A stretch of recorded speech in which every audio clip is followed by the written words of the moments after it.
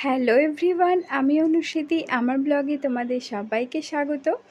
কালকে সন্ধেবেলায় এখানে আমাদের তপোবন সোসাইটির মধ্যেই লেগেছিল বুটিকের মেলা। সেজন্য আমি, মা আর আন্টি গেছিলাম।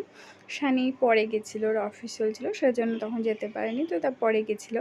তো এটা বরাবরের মতোই বছরে 4-5 বার হয়। এখানে অনেক সোসাইটির অনেক বিভিন্ন জায়গাতে হয় আর কি। তো আমাদের সোসাইটিতেও কয়েকদিন পরই আছে।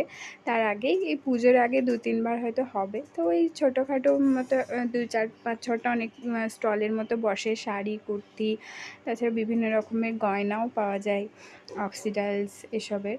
তো ভালো লাগে, কিন্তু দামগুলো একটু বেশি থাকে। যদিও ওদের কিছু করার নেই, ওদেরকে তো ওটা ভাড়া দিয়ে বসতে হচ্ছে, সেজন্য ওরা একটু বেশি দামই রাখে। একটু খাওয়া দাওয়ার চুটুক পুটুক খেয়ে তারপরে আমরা বাড়ি চলে এসেছিলাম। একটু চিকেন পকোড়া আর